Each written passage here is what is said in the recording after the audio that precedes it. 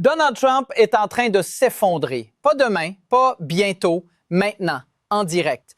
Et ce qui est en train de se passer aujourd'hui, c'est exactement le genre de journée qui transforme un mensonge politique en catastrophe nationale.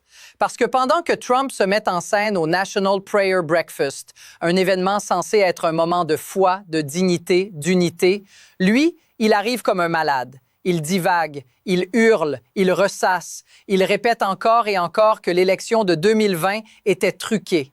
C'est un homme qui ne dirige pas, c'est un homme qui panique. Et plus il panique, plus il se dévoile. Et pendant qu'il joue au faux martyr devant les caméras, l'économie vient de lui exploser au visage. Les chiffres sont terrifiants. En janvier, les employeurs américains annoncent 108 435 licenciements. C'est une hausse de 205 % par rapport à décembre. Et c'est le pire mois de janvier depuis 2009. Oui, 2009, la grande récession, Lehman Brothers, le moment où le pays s'écroulait sous le poids d'un système corrompu et irresponsable. Et ce n'est pas juste un mauvais mois. C'est un signal que la prétendue grandeur MAGA n'est qu'un décor en carton-pâte, une illusion grotesque. Même Fox News, Fox, publie un sondage indiquant que 72 % des Américains pensent que l'économie est en mauvais état ou seulement passable. Quand même la machine de propagande commence à lâcher, vous savez que le mensonge est en train de mourir. Trump essaie de prier, de crier, de gaslighter, de réécrire l'histoire. Mais il ne contrôle plus rien. Il est en train de perdre le récit. Il est en train de perdre le pays. Et il est en train de se noyer dans ses propres admissions incriminantes. Et maintenant, je vais vous montrer exactement comment Trump se trahit mot après mot. Et voilà exactement le cœur du problème. Trump est en train de vendre une fiction totale. Il veut que vous croyiez que tout va magnifiquement, que l'économie est fantastique, que les gens n'ont jamais été aussi heureux et que si quelque chose va mal, ce serait forcément la faute des démocrates, de l'immigration, de l'Europe ou d'un complot. C'est le schéma classique, le vieux manuel MAGA. Une cabale de menteurs qui répètent le même mensonge jusqu'à ce qu'ils espèrent que vous abandonniez l'idée même de vérité. Mais ce matin, ce plan est en train de se fissurer en temps réel. Parce que d'un côté, vous avez les données. 108 435 licenciements en janvier. Le plus haut niveau depuis 2009. Un marché de l'emploi qui se contracte. Des ouvertures de postes qui tombent à 6,5 millions. Le niveau le plus bas depuis septembre 2020. Et un taux d'embauche anémique à 3,3 %. Les entreprises ne recrutent même plus. Elles n'y pensent même pas. Et de l'autre côté, vous avez Trump, sur scène, dans un événement religieux, en train de se comporter comme un homme en fuite. Alors oui, il faut le dire, Trump ne se trompe pas. Il ment. Il ment sciemment. Et il le fait pendant que l'Amérique se fait frapper par une réalité économique qui ressemble de plus en plus à une récession de l'embauche. Et là, c'est le moment où je vous dis « Let me show you the clip ». Parce que Trump est littéralement en train de vous avouer en direct pourquoi il est obsédé par la fraude électorale. Il ne parle pas de démocratie, il parle de lui, de son ego, de son besoin maladif de gagner pour ne pas se sentir humilié. Il le dit, il l'admet, il se trahit. Il est en train de vous expliquer qu'il devait gagner, qu'il en avait besoin, qu'il voulait nourrir son ego. Ce n'est pas un leader, c'est un narcissique grotesque. Et ensuite, comme si ce n'était pas assez humiliant, il enchaîne avec un autre moment hallucinant. Il raconte sa visite à Davos comme si tout le monde là-bas l'avait méprisé, comme si les élites économiques mondiales avaient regretté de l'avoir invité. Et vous l'entendez, il ne comprend même pas à quel point il sonne ridicule. Il ne comprend pas que le monde le voit comme une blague dangereuse. Pendant ce temps, les économistes, eux, écrivent noir sur blanc que quelque chose d'encore plus inquiétant est en train de se produire. L'emploi se découple de la croissance. Le PIB peut monter, mais les travailleurs se font jeter. La richesse monte au sommet, pendant que le reste du pays glisse vers une économie en forme de D, une économie de décadence, où les milliardaires se gavent pendant que tout le monde souffre. Et Trump est là, à faire du théâtre, à se cacher derrière des prières, à attaquer les démocrates, à dire des absurdités comme « Je ne sais pas comment une personne de foi peut voter démocrate ». C'est du gaslighting pur, c'est du cynisme, c'est une opération de propagande. Parce que si Trump disait la vérité totale, il devrait regarder les Américains dans les yeux et admettre « Son mouvement n'a rien construit. il a seulement détruit. Et aujourd'hui, les chiffres commencent à le prouver. Bon, maintenant on passe au niveau supérieur. Parce que ce que je viens de vous décrire, c'est pas une impression, c'est pas une opinion, c'est pas un débat de plateau télé. Ce sont des faits, des chiffres, des documents. Et Trump est en train de se faire détruire par quelque chose qu'il ne peut pas insulter, qu'il ne peut pas intimider et qu'il ne peut pas poursuivre en justice. La réalité. Et je veux que vous compreniez à quel point cette journée est en train de tourner au cauchemar total pour lui. Regardons les éléments un par un, comme si on faisait une enquête. Et je vais littéralement vous lire ce qui est en train de sortir. D'abord, je veux que vous vous accrochiez à ce chiffre, 108 435. Je suis en train de lire les données du rapport Challenger, Gray and Christmas, la référence sur les annonces de licenciement.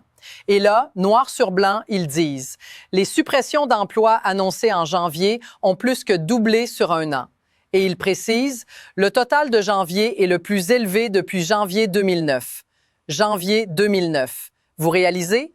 C'est la période où des familles perdaient leur maison, où des gens se retrouvaient ruinés, où le système financier était en implosion. Et maintenant, on est en 2026 et on est en train de voir les mêmes signaux, mais dans un contexte encore plus pervers. Le PIB est en croissance, mais l'emploi se fait massacrer. Comme si l'économie se mettait à fonctionner uniquement pour le sommet, pour une caste, pour une petite cabale de profiteurs. Et ce n'est pas moi qui l'invente. Regardez, je vais vous lire une autre phrase. Je cite, « Les licenciements se produisent alors même que le PIB progresse de 4 %, accélérant le découplage de l'emploi par rapport à la croissance économique. » Ça veut dire quoi en langage humain? Ça veut dire que l'Amérique produit plus, mais qu'elle jette ses travailleurs. Ça veut dire que les milliardaires se gavent pendant que le pays s'appauvrit. Ça veut dire que Trump et sa clique vivent dans une économie parallèle, une économie de décadence. Et c'est là que Trump devient dangereux. Parce qu'il ne répond pas à ça avec des politiques publiques. Il répond avec du spectacle, avec des crises, avec des insultes, avec des prières, avec des mensonges. Et ce matin, au lieu d'adresser cette catastrophe, Trump se tient au Prayer Breakfast et il se met à délirer sur 2020, encore, comme un disque rayé, comme un homme qui n'a qu'une obsession, réécrire la réalité pour protéger son ego. Et maintenant, regardez ça. Je suis en train de lire un sondage Fox News publié aujourd'hui. Et Fox dit que 72 % des Américains estiment que l'économie est en mauvais état ou seulement passable. Fox, pas CNN, pas MSNBC, Fox. Quand même la chaîne qui a passé 10 ans à protéger Trump commence à afficher ce chiffre, vous savez que c'est mauvais, très mauvais. Et pendant que tout ça se passe, Trump continue à se comporter comme un sicko politique, parce qu'il ne peut pas s'empêcher de transformer même un événement religieux en meeting MAGA. Je veux que vous entendiez ce qu'il dit. Et oui, let's look at what he really said. Il raconte en ricanant que le président de la Chambre, Mike Johnson, veut prier avant le déjeuner. Et Trump répond « Excusez-moi, qu'est-ce qui est arrivé au déjeuner? » Vous voyez la scène? C'est censé être un petit déjeuner de prière. Et Trump est là, en train de faire des blagues de cantine. Il ne respecte rien. Ni la foi, ni la fonction, ni les institutions. Il utilise tout. Il instrumentalise tout. Il salit tout. Puis il enchaîne sur une attaque directe. Je ne sais pas comment une personne de foi peut voter démocrate. C'est une phrase d'une violence incroyable. C'est une phrase autoritaire. C'est une phrase de secte. C'est du fascisme en version Bible et drapeau. Et pendant qu'il crache ça, CNN est en train de faire un split screen avec les chiffres des licenciements, avec les journalistes qui expliquent que janvier 2026 commence comme la pire période depuis la crise financière. Voilà l'Amérique sous Trump, un homme qui hurle pendant que le pays brûle. Et maintenant, on passe au deuxième volet du cauchemar, le crash crypto. Je veux que vous vous accrochiez à cette autre donnée, 2000 milliards de dollars. Je suis en train de lire les chiffres sur le marché crypto. Depuis octobre 2025, la crypto a perdu 2 trillions de dollars en valeur. Le marché passe d'un record de 4,3 trillions à environ 2,3 trillions en 4 mois. C'est une destruction massive, une hémorragie. Et là, ça devient encore plus grotesque parce que la famille Trump, via leur entité World Liberty Financial, achète au sommet et revend dans la panique. Ils vendent plus de 5 millions de dollars en Bitcoin après avoir acheté à un plus haut historique. Vous ne pouvez pas inventer ça. C'est littéralement l'incompétence Trump en version financière. Acheter haut, vendre bas, perdre de l'argent. et appeler ça du génie. Et ça, c'est ce que Trump est en train de faire à l'Amérique entière. Il achète des illusions, il vend des désastres. Mais attendez, parce que ce n'est pas fini. Ensuite, on arrive à un moment absolument répugnant, les références à Epstein. Et je vais le dire clairement, Trump essaie d'utiliser un petit déjeuner de prière pour parler de mutilation d'enfants, comme s'il était un défenseur de la morale. Sérieusement? Ce type est mentionné des dizaines de milliers de fois dans les dossiers Epstein, et il ose jouer au protecteur des enfants? C'est du grotesque, c'est du malade, c'est du magical thinking dans sa forme la plus toxique. Et pendant que Trump se met à trébucher sur ses mots, à inventer des termes, à se contredire en direct, d'autres révélations sortent. Des emails, des surnoms, des liens, des échanges. Et là, Hillary Clinton, oui, Hillary Clinton, intervient publiquement et dit en substance « Arrêtez les jeux. Si vous voulez une audience sur Epstein, faisons-la en public. » Caméra allumée. Et elle ajoute, ils ont coopéré pendant 6 mois, sous serment, et les républicains ont ignoré les faits. Ils ont déplacé les poteaux. Ils ont transformé la responsabilité en cirque. Et ça, c'est une claque monumentale pour MAGA. Parce que ce que Hillary est en train de faire, c'est de retourner leur stratégie contre eux.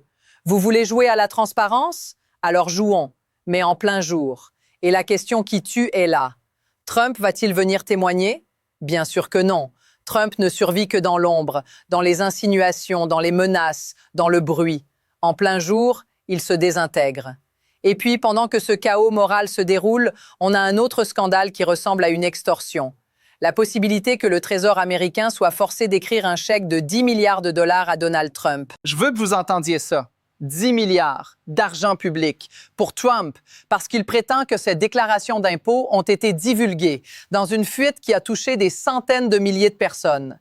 Et un sénateur démocrate, Ruben Gallego, interroge le secrétaire au Trésor. Est-ce que la Maison-Blanche vous a parlé de ce procès? Est-ce que vous avez un rôle? Ou est-ce que le DOJ va juste vous dire « écrivez le chèque » Et la réponse est glaçante. Je suivrai la loi. En clair, oui, on pourrait littéralement payer Trump avec votre argent. C'est une shakedown, c'est un racket. C'est un pays pris en otage par un homme qui confond l'État avec son compte bancaire. Et c'est là que vous comprenez. Tout est connecté. L'économie, le mensonge, la panique, les scandales, la corruption, les institutions utilisées comme caisse automatique. Trump n'est pas juste en train de paniquer. Trump est en train d'être exposé. Déshabillé, démasqué, mot après mot, chiffre après chiffre. Et maintenant, on passe à la dernière couche. Le système politique commence à riposter. Et c'est là que vous devez prendre du recul. Parce que si vous regardez tout ça comme une série de petits scandales, vous ratez l'essentiel. Ce n'est pas un incident isolé. Ce n'est pas un mauvais discours. Ce n'est pas une mauvaise journée. C'est une décomposition. Trump est en train de se désintégrer politiquement, moralement, et même mentalement. Et MAGA est en train de s'accrocher à lui comme une secte qui refuse d'accepter que le gourou est en train de perdre la tête. Regardez son comportement. Regardez la manière dont il parle. Il ne communique plus, il délire. Il ne répond plus, il attaque. Il ne gouverne plus, il performe. C'est un homme qui passe son temps à ranting and raving like a lunatic, en répétant les mêmes obsessions, les mêmes mots, les mêmes hallucinations. Et ça, c'est pas juste embarrassant. C'est dangereux. Parce qu'un président qui ne contrôle pas son esprit ne contrôle pas un pays. Et Trump, lui, est en train de se réfugier dans une forme de magical thinking permanente. Il croit que s'il répète assez fort que tout va bien, alors tout ira bien. Il croit que s'il insulte assez fort, alors la réalité se taira. Il croit que s'il transforme la politique en spectacle, alors les chiffres économiques vont disparaître. Mais les chiffres ne disparaissent pas. Les licenciements ne disparaissent pas. Les gens qui perdent leur travail ne disparaissent pas. Et pendant que Trump fait son show au Prayer Breakfast, la réalité économique ressemble de plus en plus à une économie en forme de D. Une économie décadente où la croissance se concentre en haut pendant que le reste du pays s'épuise. Et ça, c'est exactement le modèle Trump. Parce que Trump n'a jamais été un bâtisseur. Il a toujours été un destructeur. Regardez son historique. Casino en faillite, produits ridicules, escroquerie, université bidon, steak, vodka. Toute sa vie est une longue série de désastres, maquillés par du bruit médiatique. Il vend un rêve, il laisse une ruine. Et maintenant, il essaie de faire la même chose avec les États-Unis. Le crash crypto, c'est Trump. Le chantage des 10 milliards, c'est Trump. La dégradation des institutions, c'est Trump. L'obsession maladive de 2020, c'est Trump. Et MAGA, au lieu de dire stop, au lieu de protéger le pays, au lieu de protéger la Constitution, ils le suivent. Comme une cabale, comme une mafia politique. Et c'est là que vous voyez le système se fissurer. Parce que même dans leurs propres médias, même dans leurs propres sondages, le mensonge ne tient plus. Quand Fox vous dit que 72% des Américains trouvent l'économie mauvaise, c'est que la propagande est en train de perdre. Et pendant que Trump tente de détourner l'attention avec des attaques contre les démocrates, d'autres événements montrent que la résistance commence à s'organiser. Regardez ce qui se passe en Virginie.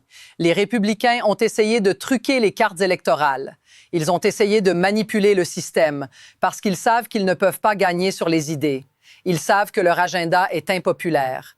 Ils savent que 2026 approche et qu'ils sont en train de perdre le pays.